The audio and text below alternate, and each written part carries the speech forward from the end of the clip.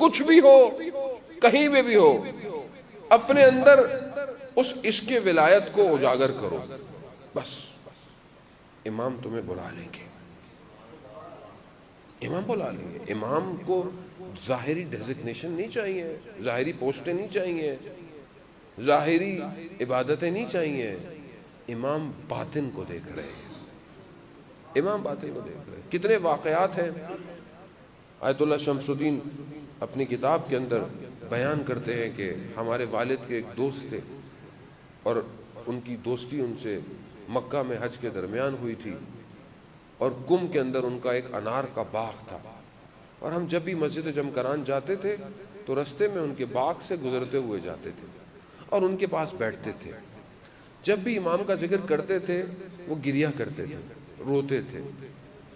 ہم یہ سمجھتے تھے کہ ان کا امام کے ساتھ رابطہ ہے، لیکن کچھ بتاتے نہیں تھے کبھی بھی، اور نہ ہمارے والد نے ہمیں کبھی کچھ بتایا، کیونکہ شاید ہماری وہ کہتے ظرفیت ایسی نہیں تھی۔ کہتا ہے والد نے بتایا اور ہم بھی دیکھتے تھے۔ اسی باغ میں ایک کمرہ تھا، اس میں ایک اور لڑکا ابراہیم عبادت کرتا رہتا، ہم جب بھی گزرتے تھے دیکھتے ہر وقت وہ عبادت کے اندر ہوتا تھا۔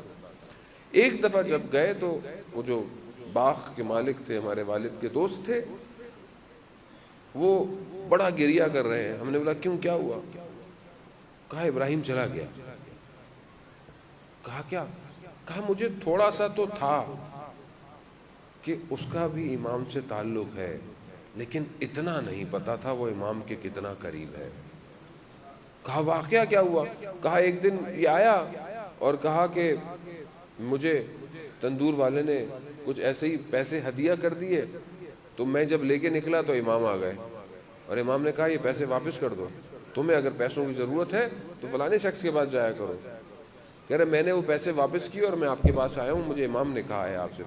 کہہ رہے میں نے اس کو پیسے دیے، میں نے کہا پتہ نہیں اسے امام ملے بھی ہیں کہ نہیں ملے، یہ معاملہ صحیح ہے، تو میں تندور والے کے پاس گیا اور اس نے بتایا ہاں ہم نے پیسے دیے، یہ پیسے پھینک کے چلا گیا۔ کہتا ہے ایک دن میں جب باغ آیا تو میں نے دیکھا یہ اپنا سامان سمیٹ رہا ہے، اور مجھے کہہ رہا ہے آپ کا بہت شکریہ، اتنے عرصے تک آپ نے مجھے برداشت کیا، مجھے موقع دیا۔ کہا کیوں، کہاں جا رہے ہو؟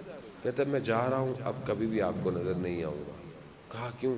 کہا مجھے امام نے اپنے پاس بلا لیا ہے۔